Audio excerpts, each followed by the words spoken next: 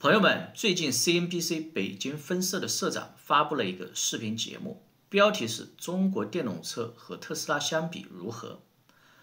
首先，Cnbc 虽然是 CN 开头，但它并不是中国的媒体，而是美国消费者新闻与商业频道，全称 Customer News and Business Channel， 是美国全国广播公司 NBC 的下属公司，专门播送商业新闻和实时金融信息。其实这个华裔女社长在节目里阴阳怪气，并在测评中国电动车时故意耍了一些小手段，最终得出了一个早就预设好的结论，那就是中国电车都是一些中看不中用，只喜欢玩花哨功能、怪异设计，而没有真本事的便宜货，根本就不足为惧。美国特斯拉轻轻松松就可碾压。那队长在想，既然中国车这么不堪，那你们干嘛要征收那么高的关税呢？直接放开不就好了？不过队长还是要夸一夸这个叫用的美国华裔女社长，的确挺有用。她还是有2把刷子的呀，这种硬是把白的说成黑的，这种能力还真不是每个人都具备的，难怪能当上社长。大家看那张脸就知道他是典型的长着美国心，见不得中国好，嘎吹美国牛逼，混美国新闻圈，却天天盯着中国喷的典型华裔女形象。队长把他说的话截取了出来，大家看一看他说的有没有道理。Does it really feel like you're in some sort of space age, cabin or something? Were there any that really stood out in terms of, being like especially tech heavy? No. And I think actually that's the point. All of these Chinese EV makers are trying to distinguish themselves somehow. So they keep putting in all these different technology features. Some of them were really, really fun, but then there were some that were not as useful. And in fact, didn't really work very well. What struck me about all of these Chinese EVs is how they didn't focus as much on performance, and it kind of showed. When I was in the Model Y, you could have pretty good control in the car, and that wasn't really the case on the whole for the cars that we were in that were from the Chinese EV makers. You didn't have that same level of precision when you were making a turn, for example. And in fact, that's a trend and something that is almost common knowledge among Chinese drivers. They'll talk about, oh, there's the Tesla, there's the Model Y, the Model 3, they're the performance cars that I was in that had really nice leather chairs. But the way that the chairs moved, when you're driving, it's just squeaking the entire time. One of the other models that I was in, it was so loud. Maybe these Chinese companies still don't have it down. 不管他说的到底是对是错，总之有人不满意了。一位国外的电动车专家专门发视频进行了逐条批驳。这个专家呢，对于中国电动车的发展非常熟悉，而且他亲自去过比亚迪的汽车工厂，对于中国电动车当前的技术水平和生产工艺非常的了解。所以他的反击有理有据，清楚明白地揭露了这个华裔女社长阴阳怪气、窝藏祸心的真面目。我们来看一看这个打脸视频。So CNBC Beijing Bureau Chief Eunice Yoon released a video titled How BYD, NIO, and other Chinese EVs compared to Tesla. This video, in my opinion, is a good example of the tighter spaces that Chinese EV companies have to maneuver when they would like some airtime on US TV. Yet at the same time, they know that this journalist will probably misreport and make sure that their brand looks as bad as possible at any chance they get. So let's talk about a couple of things that I noticed in kind of like a chronological order.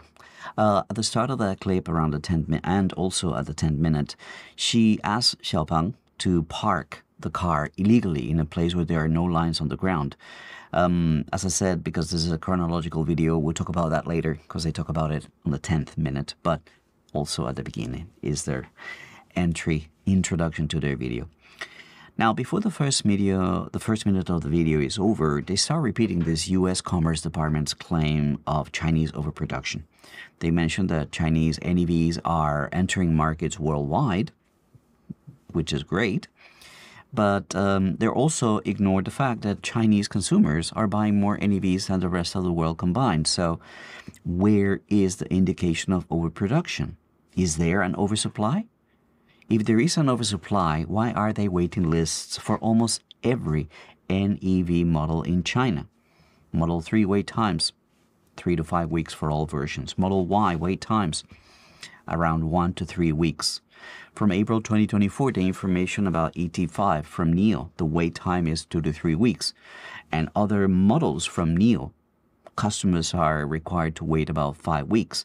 So if there are waiting times, where's the overproduction? Now, it's true that subsidies can also create overproduction, but we're going to touch about this later because they touch on it later as well, okay? So continuing with their video, the narrator, the journalist, they characterize Chinese NEV manufacturing as benefiting from cheap labor.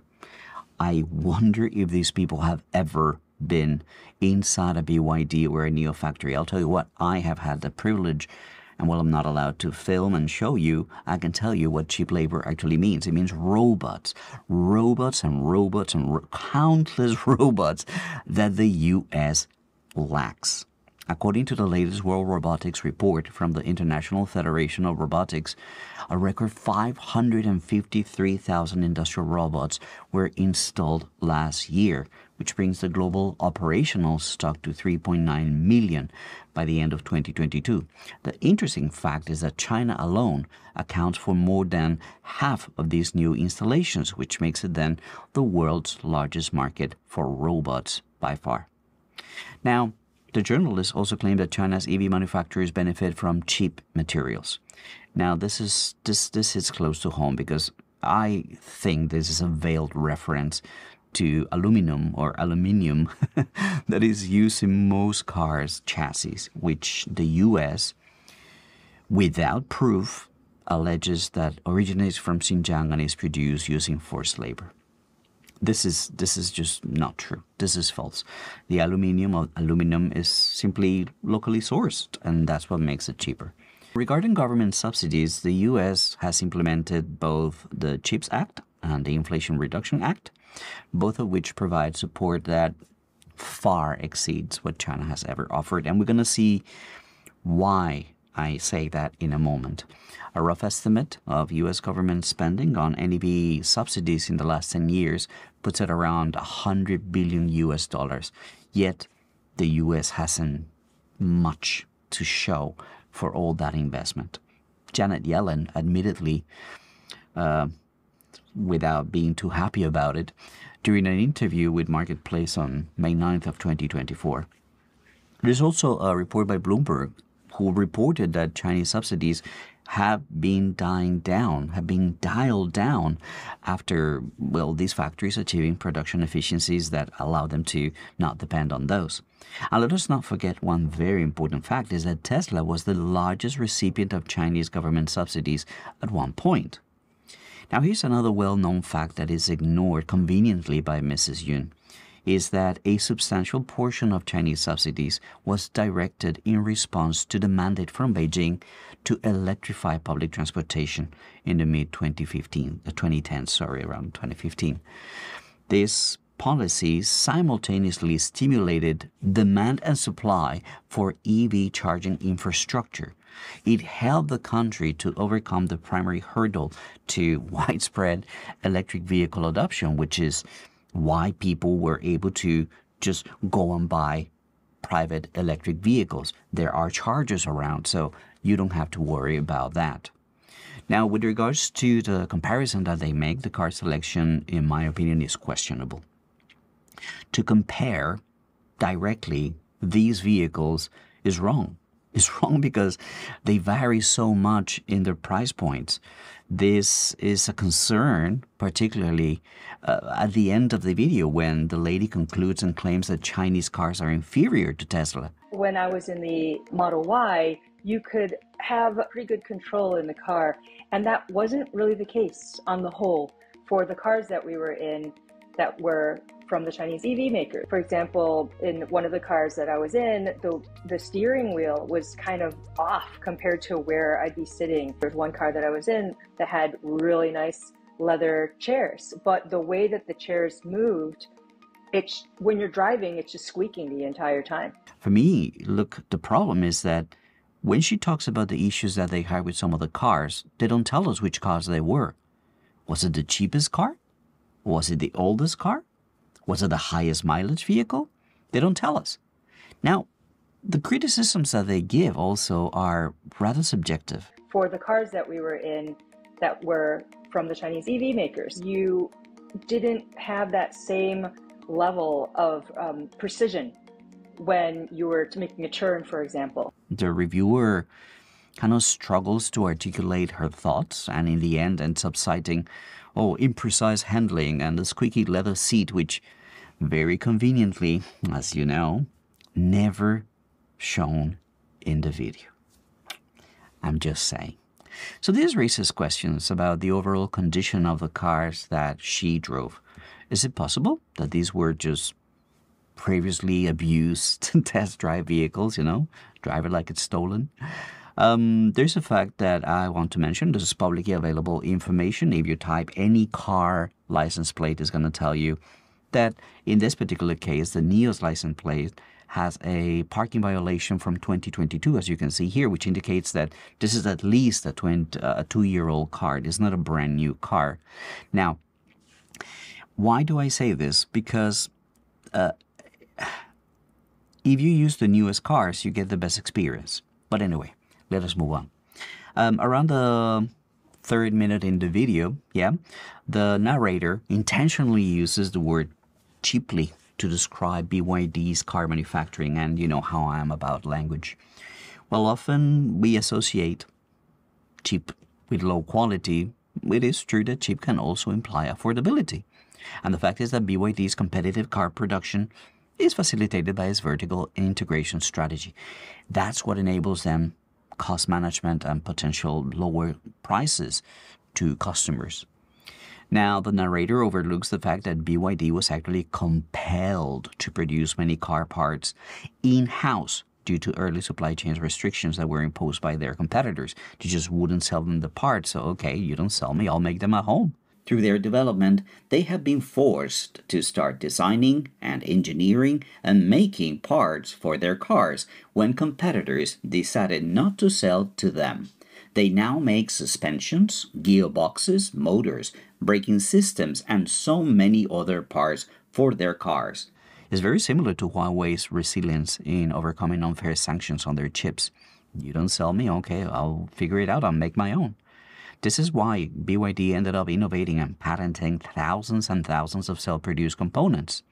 Now, on BYD's battery expertise, they've been making batteries for decades, even when I think that they started making mobile phone batteries. I remember visiting their factory, and there is a Nokia 3010 or 3310, I forgot the name of the model. That's how long they've been making batteries. But then they moved on into making batteries for public transportation. And this is where it's important to understand a few things. The Chinese government subsidies were directed at BYD around 2018, 2017. They were about $3.2 billion, as Ms. Yun points out correctly. But they primarily focus at developing electric public transportation, not private cars. As I mentioned before, this Chinese policy spurred both demand and supply for EV infrastructure. This is what helped them to resolve a critical obstacle to private EV adoption in the country. So it was a subsidy that went to BYD, but in the end, it was a subsidy to the whole infrastructure of the country, to the whole plan of electrifying the country's fleet, and it paid out. It's just really successful model. The entire ecosystem as well as the government built up a very good environment for apply the new energy vehicle, for the energy storage, for example, battery swapping, battery charging, all the infrastructure make this happen. And of course, the industry itself our OEMs, our supply chains also support such fast growth compared to the other market around the world. Now, regarding Mrs. Yun's Neo EC6 battery swapping experience, and this one again is close to home because you all know that I drive a Neo. I need to clarify that she was using a first-generation swapping station, not the more advanced fourth-generation model. Why did she choose that? I don't know. Not even the third generation, which is also really good, but she went for the first one. I know because there were no parking zone lines at the front of the swapping station, so it's definitely a first generation. Also, the lifts that they show in the video, those are first generation lifts. Additionally, there's something else that I picked up is the AI Nomi says in Chinese that there's a 2-person queue ahead of her. Well, they say 3 minutes. My experience was about a little under 10. So she's got to wait until those people are done. Now, given these factors, her complaint about a nearly 10-minute swap time is questionable. Notably, I have to mention one thing that is extremely, extremely relevant. When you swap battery at a first-generation station, you cannot park the car yourself. You actually are required to transfer your car to a Neo employee who's going to park it for you. Why doesn't she mention this? When she doesn't say these things, it raises questions about why the omission. I don't know. You let me know in the comments if you think that these omissions were intentional. Now, on to Ms. Yun's attempt to use the auto parking feature of the Xiaopeng Xpeng, which cannot be qualified other than a failure. Yes, that was not a good experience. It didn't work, basically. However, as an experienced driver here in the country, nearly 2 decades driving here, there are several things that I would like to point out. Number one, the chosen parking location was unconventional. It didn't have the designated parking spaces that are typically marked with painted boxes on the ground. These markings are crucial for the car's systems, the cameras and whatnot, to determine the type of parking that it is. Is it parallel parking? Is it perpendicular parking? Or is it maybe angled? Now, in some cases, drivers can manually input the type of parking that it is, and it allows the car to bypass the detection systems. So, all in all, I think that the decision to test this particular feature in a very atypical location, why didn't she just go to a regular parking spot, right? That raises questions about the intent behind the test. It appears as though this test was designed by Ms. Yun to fail. But again, you, the viewer, has to make your own conclusions. Let me know in the comments what you think. Now, on a petty note, the inconsistency in blurring license plates. Yeah, blurring the American license plates at the beginning of the video when they show a Tesla, but not the Chinese ones when she's parking. That bothers me a bit, because aren't Chinese citizens also deserving of privacy like American people? I don't know, just a petty note. There is, however, one thing that I agree with the whole video. It didn't come from Ms. Yun. It came from one of their experts that they brought onto the show. They duplicate in different languages and different cultures a comparably high level of enjoyment. I do believe that integrating different languages and cultures into the many features and the functions of these cars will remain the challenge going forward.